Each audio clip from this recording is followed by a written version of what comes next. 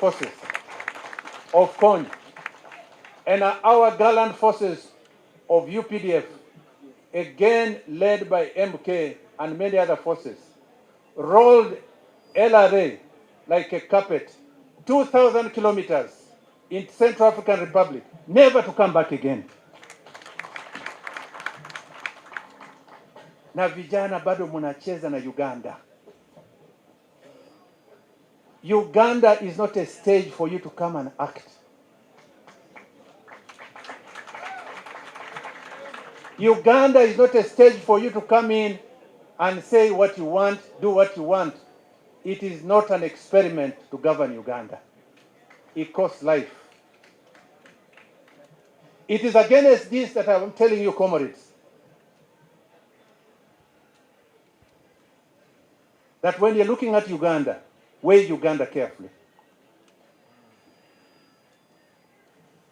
General Yoweri Kaguta Museveni has taught many people.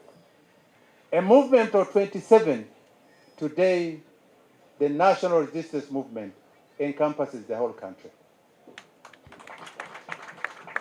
I'm happy that you, comrades, the chairman of the movement, are here. I'm happy that you, the chairman of the districts, are here. I'm happy that members of parliament are here. I'm happy that ministers are here. I'm happy that you, the civil service, civil society, are here. I have seen activists coming together. Let me tell you, a revolution is dynamic. There are those who will take over, and a revolution is not tribal. A revolution is not ethnic. A revolution does not have religious divide. A revolution is of patriots. That's why I'm happy today to say that launching this League of Patriots is a humble duty that I cherish, and I thank the Lord Almighty.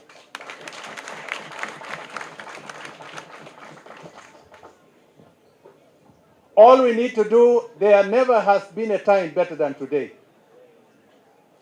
The opposition is at its weakest moment. The opposition is at its weakest moment. You can see that inside Forum for Democratic Change, this group has been fighting the other, and this group has been fighting the other.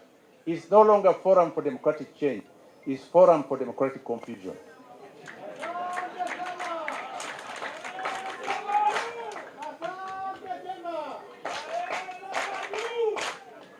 There are groups that have joined us.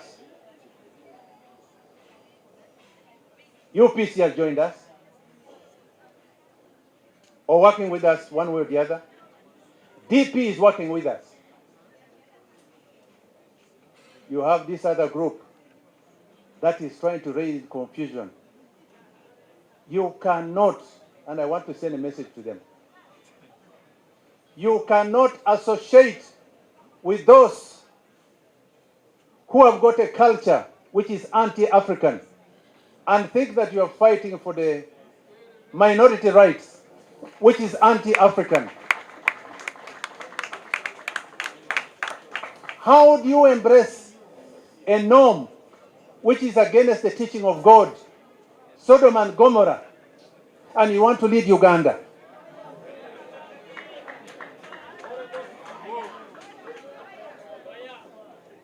How do you let our children, men and men, marry each other, women and women marry each other?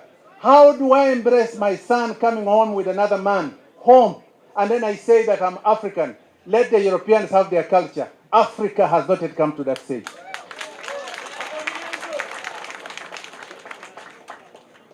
Hatujafika pale. If you want to associate with homosexuals, go to Europe. You go out and decampaign your country. Munafanya namna gani? What kind of leader do you want?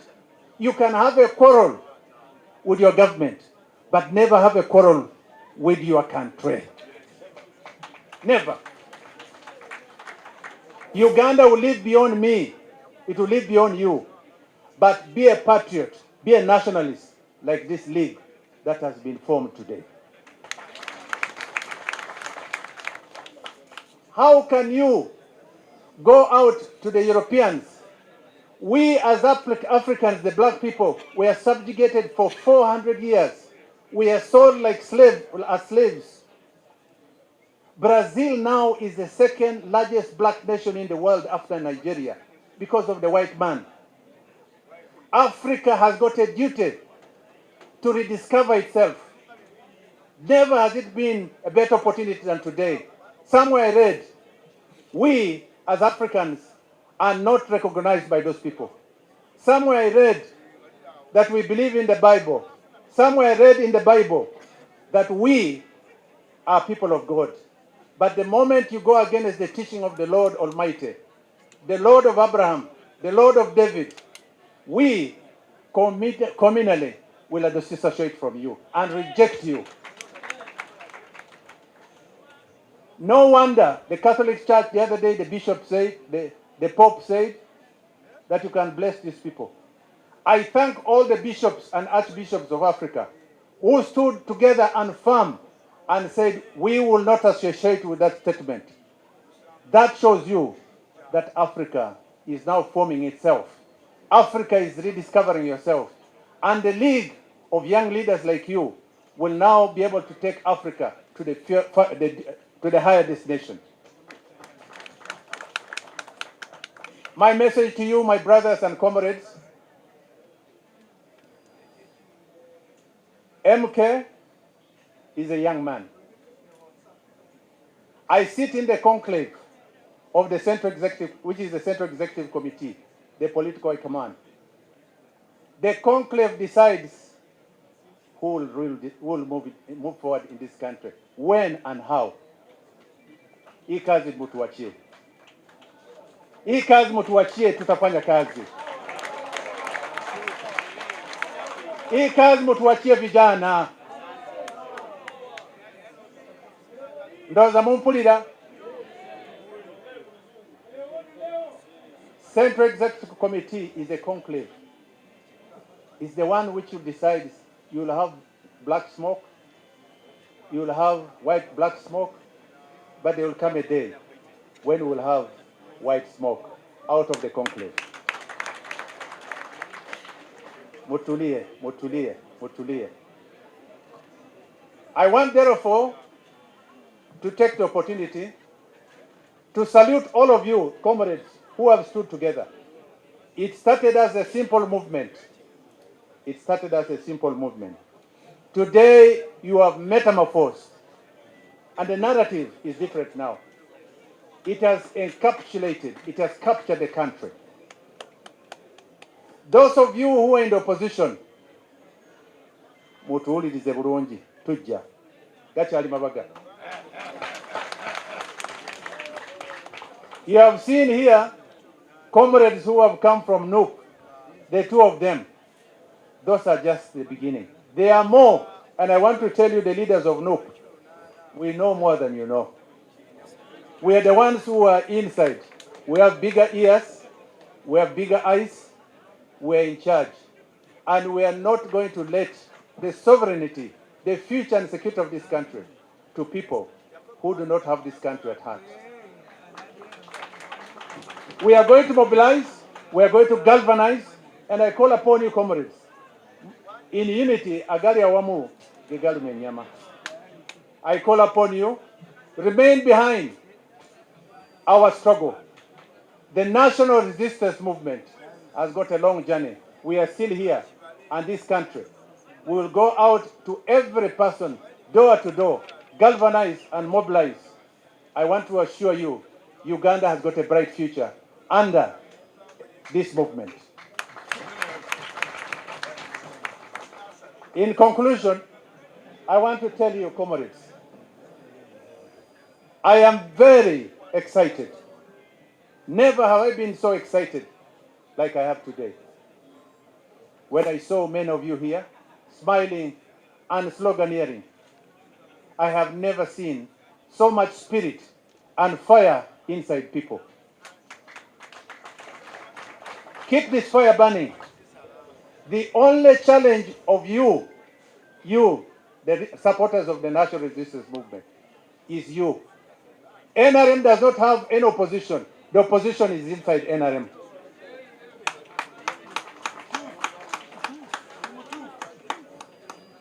Inchogere? Tujabye? If you unite, nobody, and I want to assure you, nobody. We have now liberated this country economically. Uganda now has achieved a high level of national, regional, and international recognition. General Yoweri Kaguta Museveni hosted the non-aligned movement here. General Yoweri Kaguta Museveni was recognized and hosted the G77 plus China. Which other nation has had a leader that has been recognized like that? We now have a duty, wandugu zanguni, tuko na kazi. I call upon you to get to understand that, yes, work has been done, but there is more work has to be done. That's what Katunji thought here. We have 3 or 4 or 5 major challenges. Poverty among the youth, mainly. Unemployment, youth unemployment. 3, service delivery. 4, corruption. And 5, effective management of government. That can be done by you, the generation that we are launching today. We have reduced the load from you. We have reduced, NRM has reduced the load from you. Yoweri Kaguta Museveni has done his part. It's now incumbent upon you, the young people, to take Uganda forward. It was done in Cuba when Fidel Castro stepped aside. It was done in North Korea. It has been done in ANC. It has been done in Tanzania with Chama cha Mapinduzi when Nyerere laid, God recalled him. We will do it here in Uganda.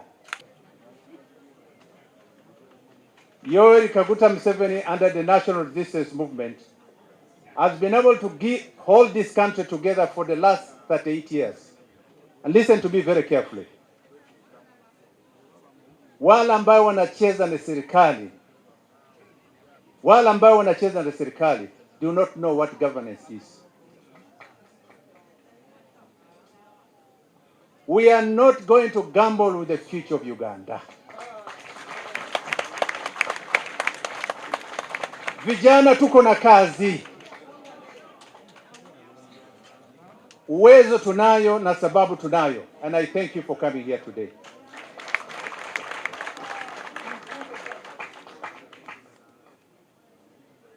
General Yoweri Kaguta Museveni, in 1986, when he took over power, inflation in this country was negative 187%. Today, inflation is one of the lowest in the world, at an average of about 3%. By 1986, we had 1,352 kilometers of tarmac. Today, we're heading towards 7,000 kilometers of tarmac. Electricity in Jinja Owen Falls Dam, built in 1954, had only 2 turbines generating 62 megawatts. Today, when we open Karuma, we'll be heading towards 2,000 megawatts. In the year 1986, infant mortality, maternal mortality, women dying at the table of birth was all at negative. Today I want to tell you that Uganda indices has become the best that World Health Organization can talk about proudly. In 1986, when Yoweri Kaguta Museveni took over power, comrades, we had in our socio-economic transformation that General Brother Katumbi has been talking about, Ambassador, there was no education for our children. Today we have universal primary education. It may not be perfect, but it is one of the best, one of the symbols of the transformation of human resource. And I want to tell you, that is the future of this country. We have universal secondary education. The national resistance movement has been able to dispense medicine to our people. Listen to this even more. By 1986, we had about 14 million people. Because of the programs that the national resistance movement has been able to put on the ground, for those who want to hear, listen to this carefully. The population growth, as we talk now, Uganda is the youngest nation in the world. Why? Because the population growth of this country is at 3.2%. When you look at fertility rate, we are at 6.3%.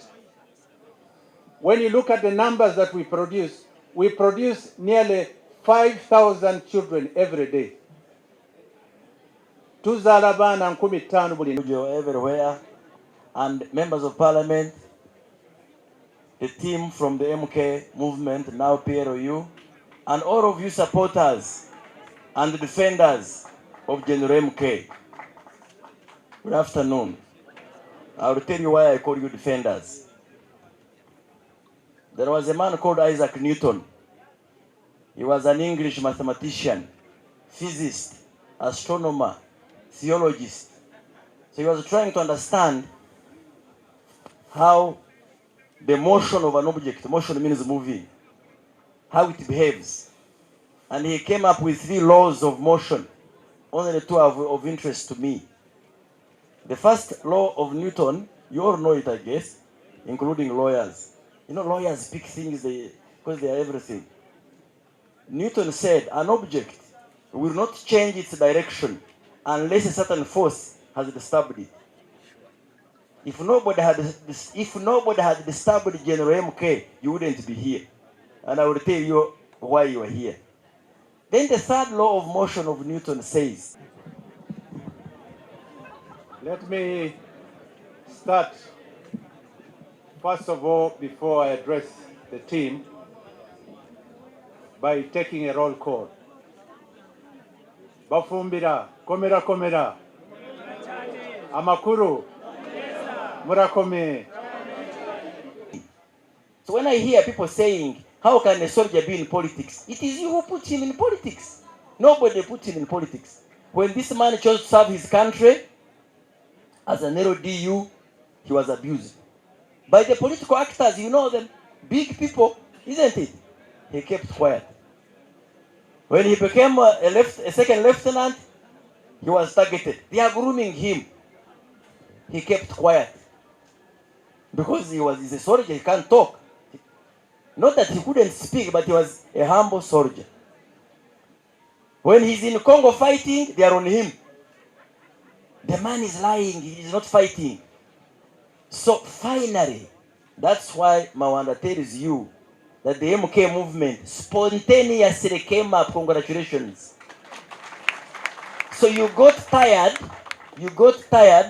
of seeing somebody who offered himself to serve his country being a punching bag of political failures.